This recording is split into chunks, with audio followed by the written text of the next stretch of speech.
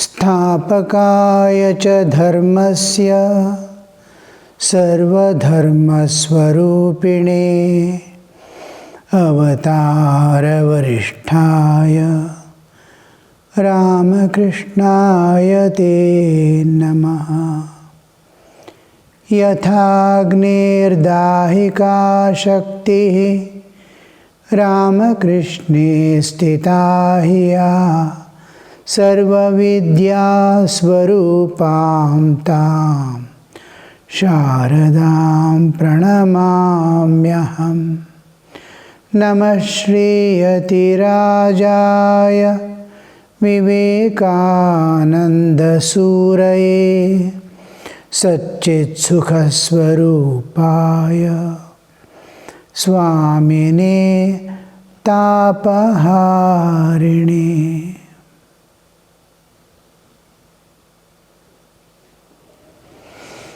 Namaste to you all. We have been going through the Bhagavad Gita. We have entered the first chapter and we are still in the first shloka.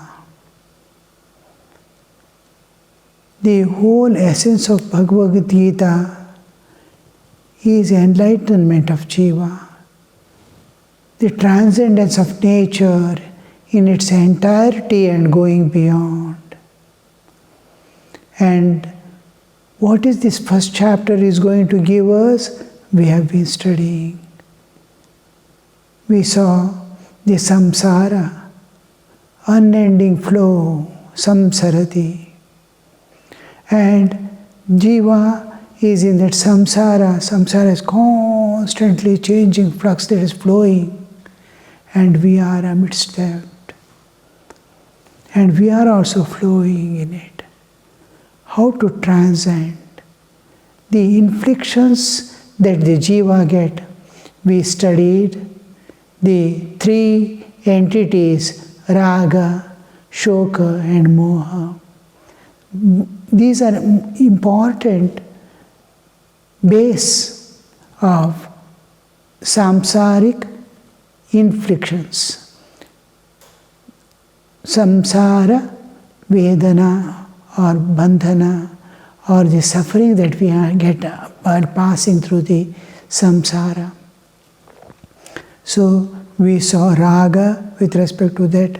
We saw love, how the love manifests. What is the difference between Raga and Prema? All this we studied. And then Shoka we studied. And then Moha we studied. Now, there are other inner enemies which are constantly torturing us from, we saw the Shadaris from inside, Kama, Krodha, Lobha, Moha, Mada, Matsarya. Then there are other things, Ahankara, ego, which possesses always three entities. They constitutes the doership, enjoyership, and knowership. Kartritva, bhoktritva, jnatritva. This is the basis of ego. And then raga, dvesha. Wherever we go, either we get attached, like or dislike, or raga, or dvesha, attachment or aversion. So here these things I have not brought into this samsarika inflictions because the raga, shoka and moha, apart from this, all these kama, krodha and all these they work independently also and are constant companion of this raga, shoka and moha. Raga, shoka, moha, wherever they are, these are constant companions. They move with this kama, krodha and all this. Apart from this also they independently work. But where these three things are there, raga, shoka and moha, they are already there. So I have not separately discussed this. When we come to the analysis, we see the kama, krodha and dvesha are moving always with raga. Raga is attachment. Raga. So with raga, always constantly move. Raga, attachment, kama moves with it. Krodha, wrath, anger, they move with always the raga. Attachments, with attachments, kama, lust, anger or wrath, and dvesha, dislike. Dvesha. These three are constant companions of raga. And again, when we come to moha, we see lobha, mada, matsarya go with it. Lobha, mada and matsarya. Lobha is greed. Mada is a kind of pride which looks down upon others as something like trash. Oh, what is this? Mada. And then matsarya. Matsarya is intolerant jealousy. Jealousy and intolerant, it is not able to bear that jealousy to destroy or get rid of people. Like that, these three are constant companion of moha. And when we come to shoka, we see it is sinking in gloom. Sinking, kshobha, with the inside, a kind of burning within. A sadhaka, spiritual aspirant, is always in a kind of spurti, full of spirit, and always he is so much enthusiastic in everything. The Advaitic type of withdrawal is not there, because we are going through we adopt the Advaita as the basis of our existence. We need a strong platform. For that we use Advaita. In practice, the moment we start trying to put on the Advaita practice, we start shrinking from all this world is unreal, or everybody looks like an enemy. Maya, Maya, Maya.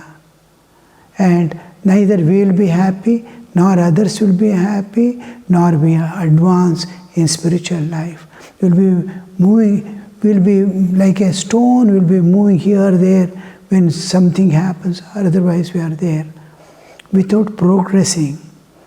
So we take up heart also, love also.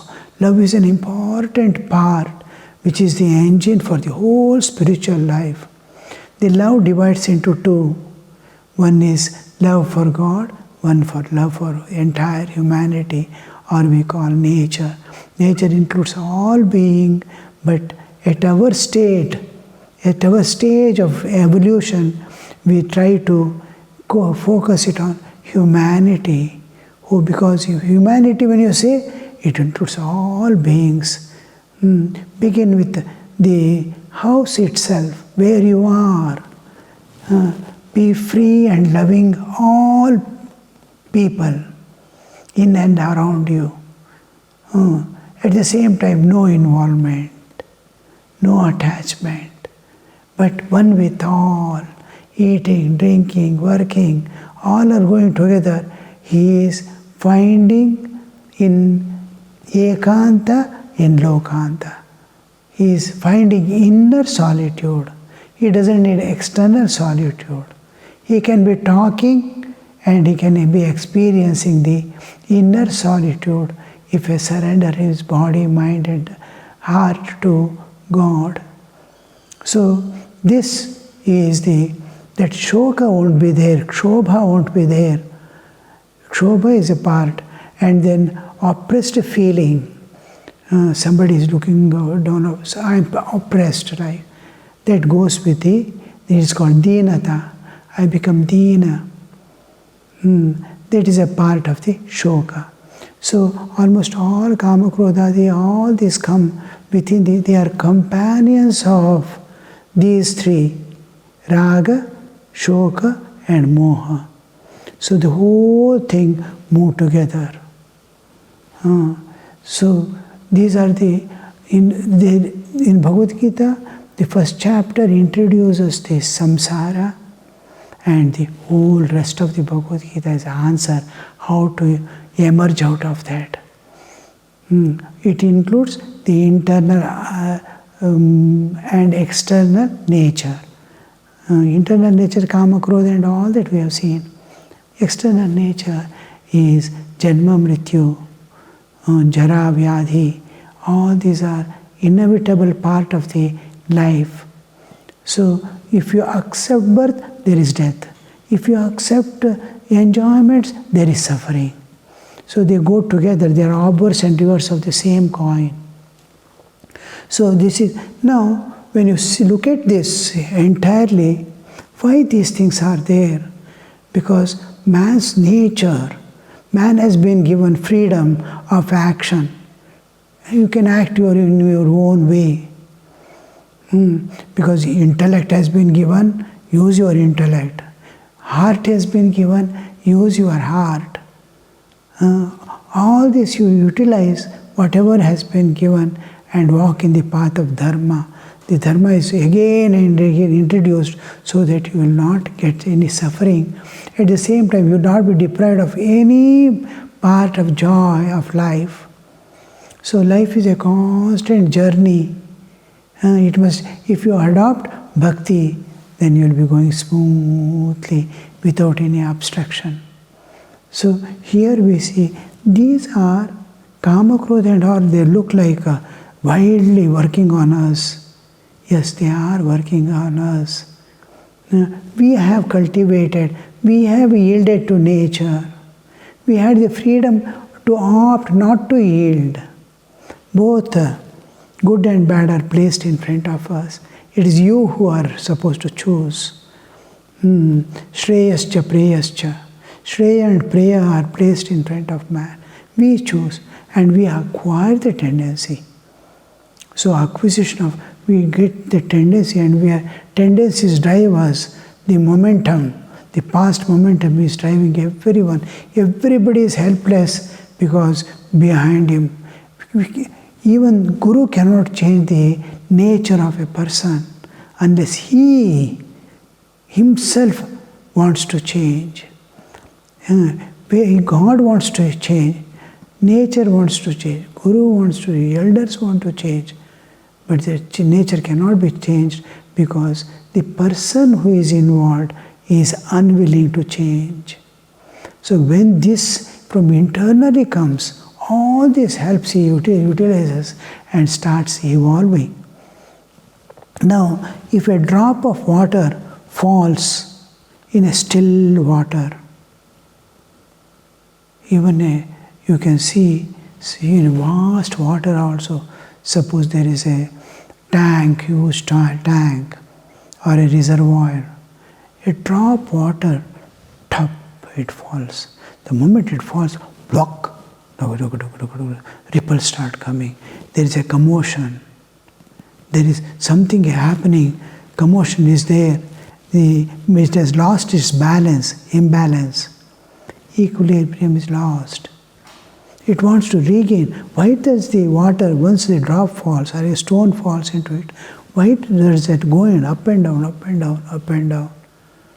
It is because it wants to, after some time you will see it is slowly lowering down and slowly it is coming to zero. And again the same resting place it comes. Whole water tank is again still. Now we have created imbalance within ourselves. We have created the inside us, the equilibrium is lost. It wants to bring back. Kama, krodha and all are the ripples that go because of our desires and actions. It is creating. Nature has provided this so that he comes back to his own swasthya, his own inner calmness, the ultimate goal of the bliss, peace, love, absolute. He is going to enjoy. He has to solve the problem. It is meant to expel the inner dirt, inner imperfection, inner impurity, all these get washed off through all this. Because each time you hold anything of this world, you get pain. If you want to separate from the world, it gives pain. Whatever you do, accept the nature of Atman. Again he becomes like a child. You can see any enlightened soul, he will be either in ecstatic state of love of God or moving about like a small child in this world. So this is the whole thing. And when these inner problems, inner conflicts, inner dirt and all goes away, Kama, Krodha and all that, and the whole thing, it's expelling. It's going to expel, all this is going to expel. And when it comes to the calm recess, the whole thing, enlightenment dawns. The spiritual enlightenment. He knows he is infinite. He is never involved in anything. It was body and mind with which he had identified. Now it is gone. I am the Atman. I am eternal. I am immortal. I am Ananda Swarupa. I am ocean of. Now the body exists or not, the purpose is over. Lives after lives we have been moving about, now and then coming, taking a human body again, and again entangling ourselves in the karma, and again the same merry-go-round we are going. Where is the evolution? The process of evolution we have to follow, and that is the enlightenment. This is what we see in the next. Another thing the first chapter is introducing is important part, Guru Shishya Sambandha and Guru Shishya. Krishna, the Lord of the universe, as the Guru and Arjuna as the disciple. Shishyasteham shadhimam tvam prapannam. I am your disciple, surrendered at your feet. Instruct me, guide me. That surrender, unconditional surrender, total giving of the disciple and the Lord of the universe as the Guru. And here the incarnation of God is giving, I am standing as Guru. All Gurus are but manifestations. Enlightened Gurus are manifestations or representatives of this Ishvara, the Lord of the universe. So enlightened, there are so many Gurus come and go, and this we will take up, I think, in the next class. I was thinking in this class I will be able to give something, but it needs a whole period to discuss just one part, that is Guru, and another we can go through the disciples, qualities of Guru and qualities of the disciple, and the present condition, how the society and things are, how the Guru's image is changing in the world. So all this we'll discuss in the next class. Today I will tell you an incident from Holy Mother's life. Because what God expects from us. In Holy Mother's life, a small incident I remembered, which was told by Vasana Devi, one of the her disciples who lived with her till her end. So she has remembered and told. And in that, Holy Mother Sharda Devi is there in Jairambati. And it is summer period. All schools are having examination, children are having examination. Suddenly, if the examination period comes, means no children move about, nor the parents allow them to move about. They are put in a jail like, both by their own will and will of the household people. There is little strain and stress in the brain of the children also. So mother has not, for a fortnight, mother has not seen these small children coming and going and moving about. Mother says, if I don't see children, after fortnight she is telling, if I don't see children now and then, I feel as if I am in summer, hot summer without rains. They are the who are going to give me coolness amidst all this. Day and night I am hearing from elders to come their own grievances and this and that. Of course, they need me, I too need them. But when children come, the atmosphere is entirely different. It is like God's moving about on the earth. So the very day, in the evening, 3 mothers come with their children. 3 children. They are around 10-12 years of age, and they all come. Mother is so happy looking at the children, and she welcomes them all, takes them inside, make them sit, and then Bhashana Devi is there. To her, she says, bring some sweets and water for these people. She goes, mother is sitting, and mother is explaining that it is a summer period. See, it is summer period, you will feel exhausted. Get up early in the morning and finish off your meditation, japa and all these spiritual practices early when it is yet cool and pleasant. Afterwards, you will have little difficulty in, because it's very hard, it becomes very hot outside.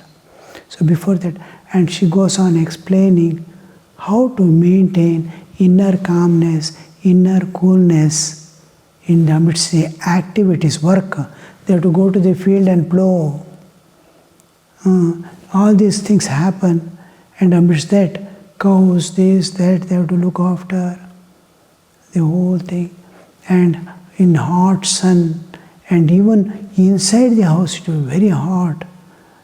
So, how to maintain that calmness of mind and body cooling down, and work should not stop.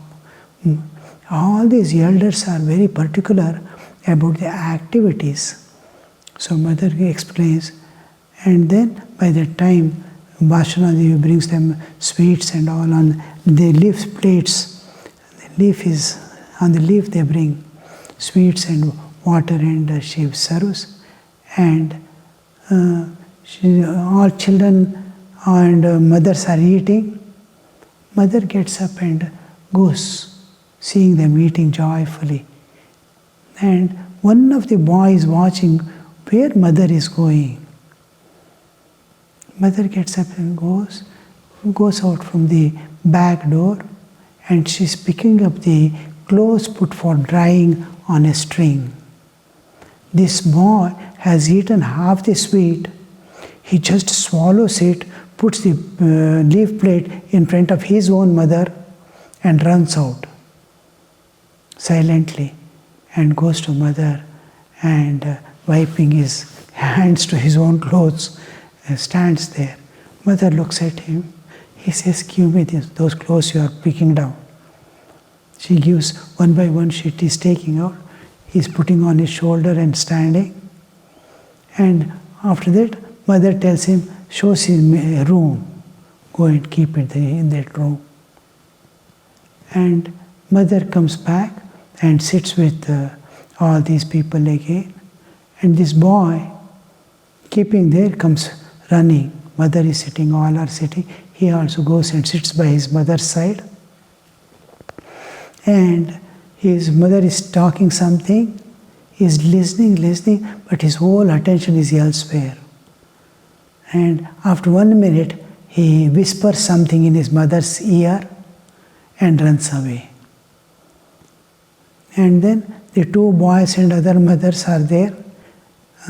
Mother looks at the children and asks, what these boys are doing, what are they learning, what have they learned? one of the mother says, you see, my son is an athlete. He plays games, he stands first in games and all that, and he is interested in bodybuilding.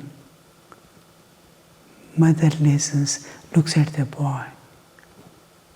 Fine bodily, this one, he is smiling and sitting. Mother looking at him, she says, appreciates, yes, very good. It is good, but you see, it must go robust. A body is necessary, and it must go always with character building. Body building must go with character building and development of humility. Body is strong, how much humble it must be, and what a strong character must be there. Mother says there must be, with body building, character building, and humility must appear, so that you will be able and develop the service attitude. This is going to, you will be able to do so much good to this world then. You will be able to serve the people and love God. Then the other mother he looks at the other mother and other boy. The second one says, my son is very good in studies. He stands first in the school, and then he is interested in music. He plays harmonium. And mother is happy. Mother says, yes, so sweet. And then you see, intellect must always develop with heart. Intellect must develop along with the heart. Heart also must, the capacity to love all. Intellect grows, but if your heart doesn't grow in the same proportion, life becomes miserable and harmful to the society. So she says it must move with the heart development to be able to love God and love humanity, and also the service attitude, the serving humanity, serving people, serving the needy is most important. Then she looks at the third mother and she is silent. She is not talking. And mother says, what about your son? The mother says, you have seen him just now, how he is always some work or other, he is busy running about with some work. And then when it is evening, he is there in the playground with the friends. Now and then, throughout the day, he sits with the books. He is quite good in studies, and he wants always to be, his friends must be fed. Each day when he goes for play, he tells and goes, I am going to bring my friends. After the play, all will come together. It's a joy to see, but I have to cook every day something and keep for them, and he distributes and goes. And by that time, this Vasana Devi has gone and seen what that boy is doing. The third mother says, you have just seen him, how he is running about here and there and working. Same thing, some work or the other he will get, and he'll be running about and doing the work. Now and then he'll be sitting with his book and going through something, his own studies and all that. And in the evening he is there in the playground with his friends. And he is doing good, very well in his school and everywhere. And he is quite good in all things. He sings well also. By the time mother gets up and goes out, she has told now he has folded. Vasana Devi tells them he has folded all the clothes and kept piled up and nicely piled up and kept. And now he is sweeping the front yard. He has finished that work. He has whispered and went, he was doing that. And he is sweeping in the front yard. Mother gets up and goes to see him. He is sweeping. Mother gets down to the yard and takes the broom from his hand and places, I will sweep the rest, come with me. Taking him, putting her hand on his shoulder, bring him inside. And then make him sit in front of her. And then mother is so happy with his behavior, with all humility comes. He bows down to mother and looks at other with folded hands, goes to the shrine and sits in front of his mother. And mother asks him to sing. He sings a beautiful song in a sweet voice, calmly. And the whole thing is changing the entire atmosphere. All are in tears. Mother is sobbing. The other two children also are gazing and looking at him. See how that whole, now the gist of this whole song is that this world, so beautiful world in which we are there, and what all man needs has been provided by nature. But a few laugh and many weep. And all are interested in playing in this world and forgotten themselves and this one, and I am one among them. And there are a few I see, they are beyond all of us, standing beyond and looking at the Creator. All are interested in the playing in the creation. And now happiness, now suffering. They are undergoing cyclically. And these are looking at the Creator, standing above the creation. They are gazing at it. They are in ecstatic bliss, ananda. Then the prayer is there, ending with prayer. O Lord,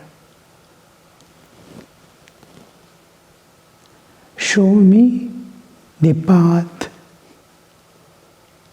in this dark world of mortals. How shall I transcend this and come to you? This is the whole story. Mother is, all are in tears. And mother says, yes, she blesses the child and says, the Indian mothers should bring up the children in this way. Indian children must be brought of their parents in this way. And this is what we see. What God expects from us is this kind of life. Intense activity, running about, serving everything, uninvolved, no credit, no expectations from anything but serving. No other intention other than expression of love. How do you express your love? Only through service and activities. That you are then a pure character, interested in all things, living with all, seeking everybody's welfare, and seeking the deliverance, he surrenders to the divine. O Lord, take me to the beyond.